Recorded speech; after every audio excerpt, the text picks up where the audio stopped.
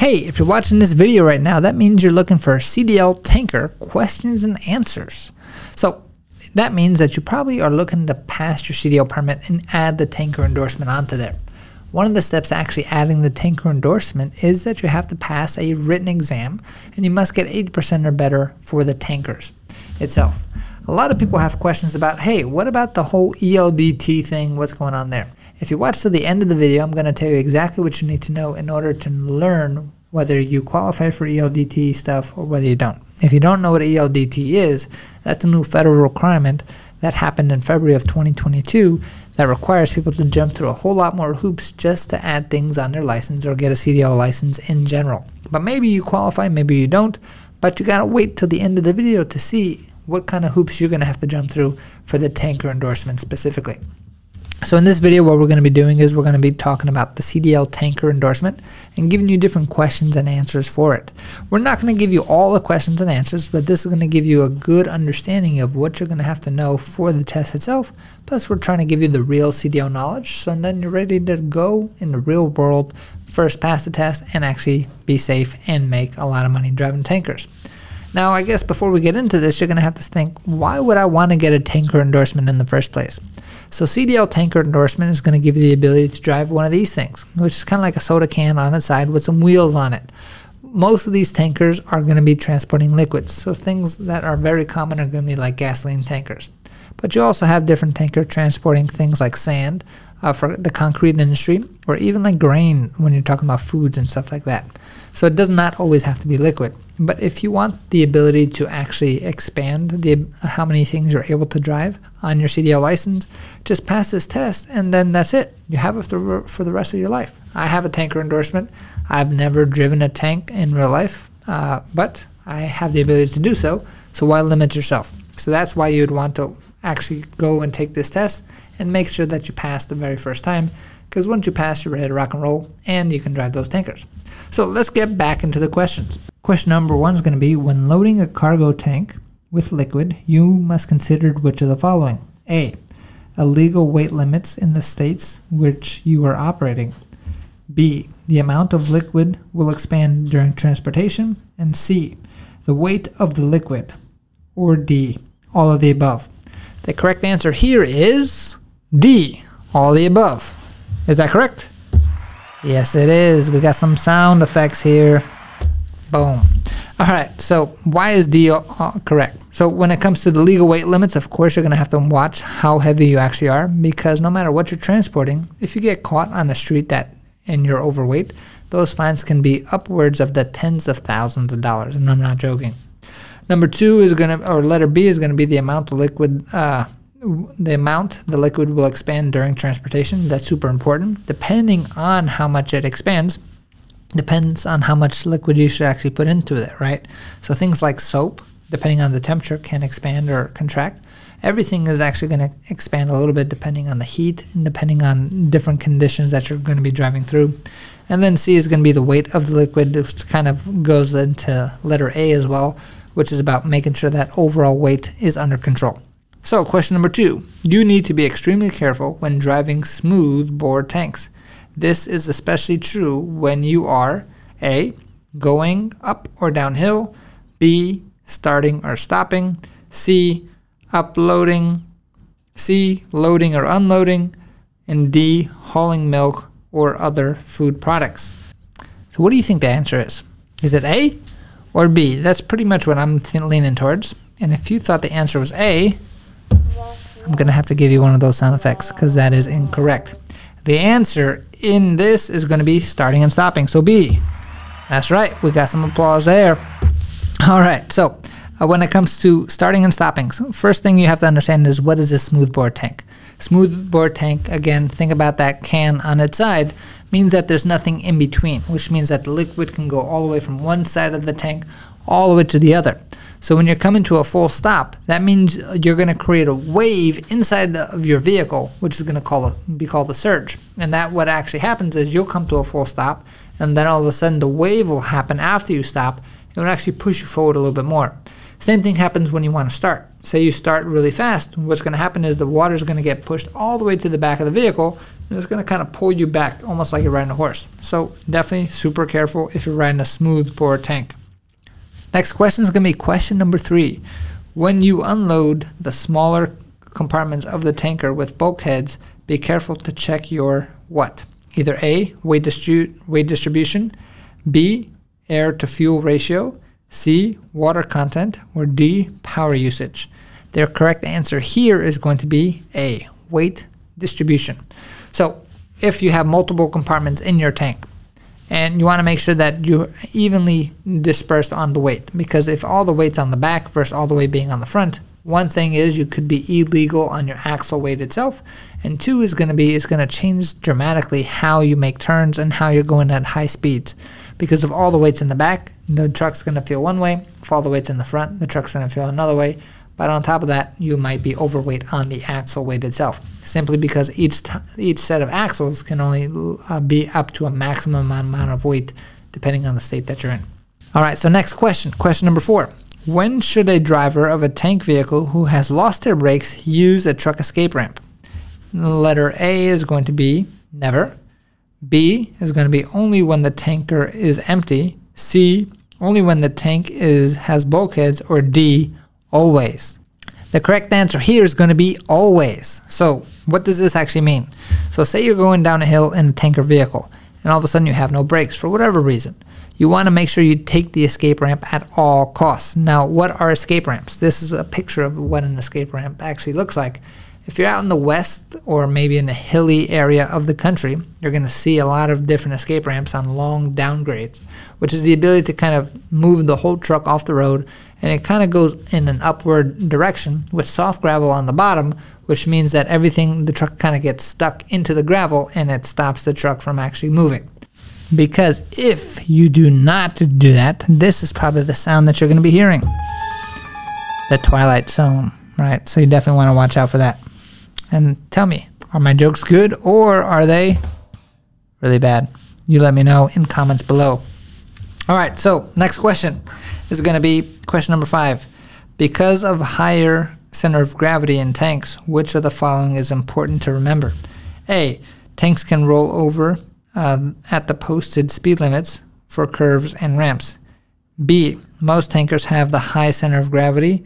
C, curves, exits, and entrance ramps have speed limits which are safe for cars but might not be safe for tankers and other high center of gravity vehicles. Or D, all the above.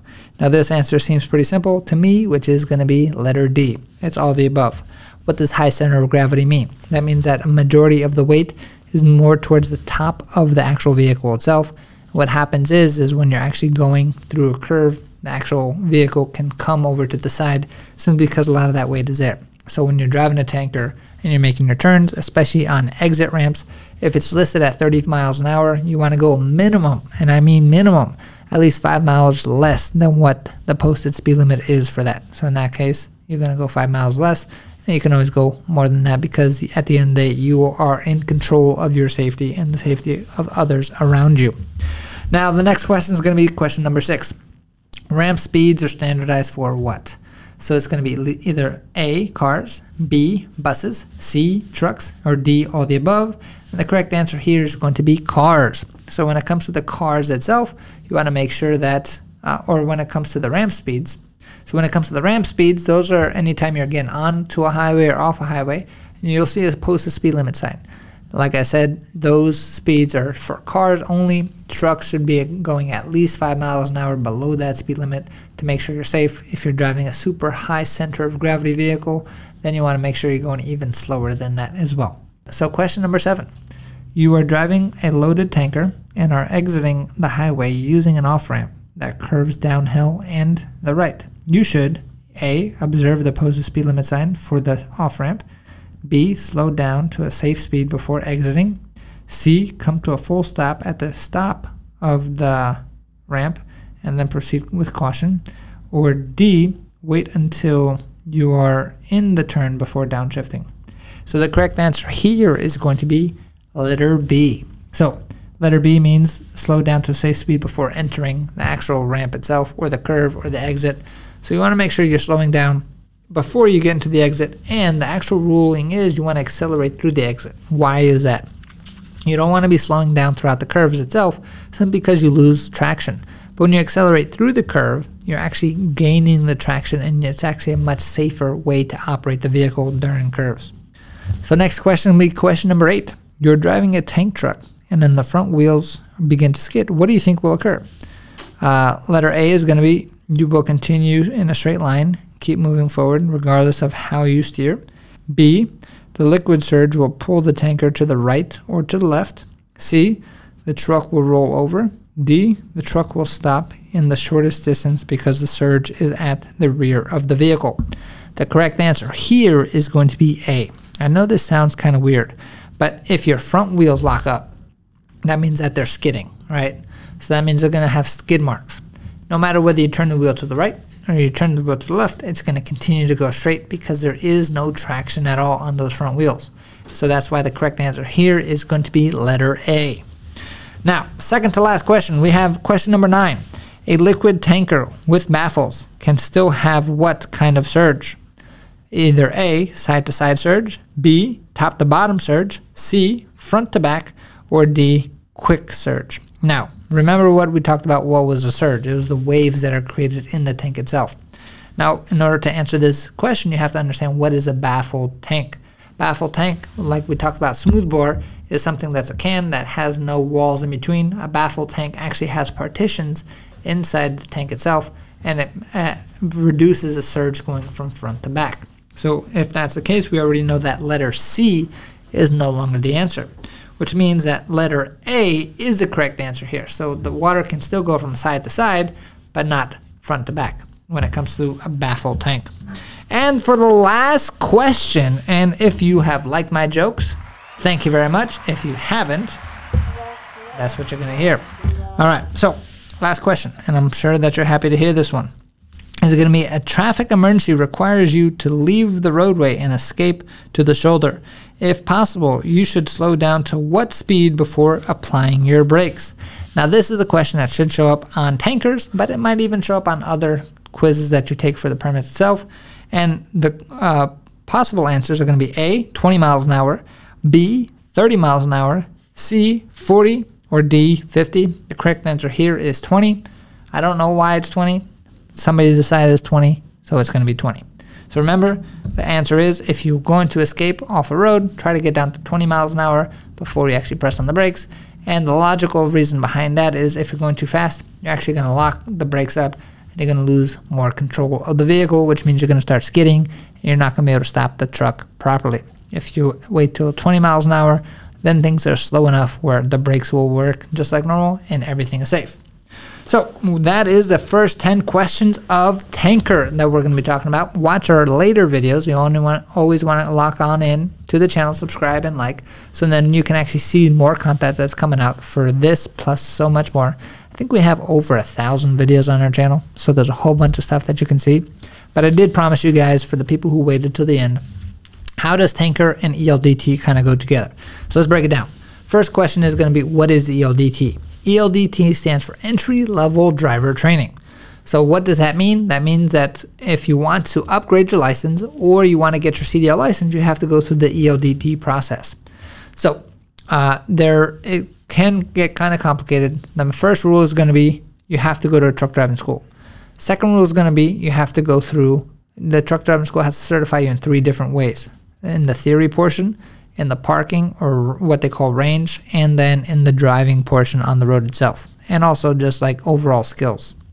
That being said, if you want to just get your tanker endorsement, do you have to follow any of those ELDT rules?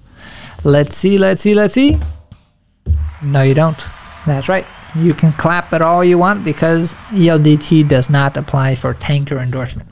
To get your tanker endorsement, all you have to do is pass this written test at your local DMV, get your CDL permit, and then add it to your license if you have one already. If you don't, when you pass your road test for the first time, they're just going to add it to you. You don't have to do anything on the ELDT side. On the ELDT, you are going to have to do something if you're looking to get a hazmat endorsement or passenger/school bus endorsement as well. That's when you're going to have to jump through a few more hoops to do that. But if you just want to go tanker, you do not have to worry about it. You can just do it the old school way, pass the written test, go to DMV when you do that, and then just have them added to your license or to your permit, and then you're good to go. So if you did enjoy this video, I try to make it a little bit fun for you. I try to keep things as simple as possible. We hear comments all the time, wow, this guy keeps things simple. And we don't want to overload your head, right? So we want to make sure that you have the real knowledge that you need, but also not make it so dumb where you're just memorizing questions and answers. Because the problem with memorizing questions and answers is that you have the ability to, if they change one word, the whole question changes. So that makes it a huge difference for the actual question itself. If you did like stuff like this and you want to get your CDL license, we're the best truck driving school in the whole country. You can watch our reviews. We have a lot of reviews. I think we're getting close to like 800 reviews on Google, and we're actually franchising, so we'll be going nationwide with our company itself. So if you want to check out our company, you can give our team a call at 908-525-3609, or check out our website at cdldrivingacademy.com. Again, that's cdldrivingacademy.com. See exactly how we can help you out. If you are interested in getting your CDL license in 2022, I would definitely recommend you doing that, because in 2023, prices are going up across the board with our school, plus many, many other schools around, simply because fuel costs and a lot of our costs as business owners have gone up as well. So we're going to be doing an end of the year sale, which means put $500 down on any of the courses that you like, and you can lock yourself into 2022 pricing. If you wait till next year, then you're going to be paying the higher price, and why do that for the same exact course? So one more time, give our team a call at 908-525-3609, or check out our website at cdldrivingacademy.com. Again, that's cdldrivingacademy.com, and hope to get you on your road to freedom very soon. Thanks, and have a good day. And let's take it out with one more sound effect. Let's see if this is the right one. Boom. That is the right one for this night, and I'll see you on the next one. Thanks. So if you're looking for more questions and answers, check out our CDL general knowledge questions and answer video right over here. If you want to watch our latest video that we just came out with, check out this one right over here. I'll see you on the next one. Have a good one.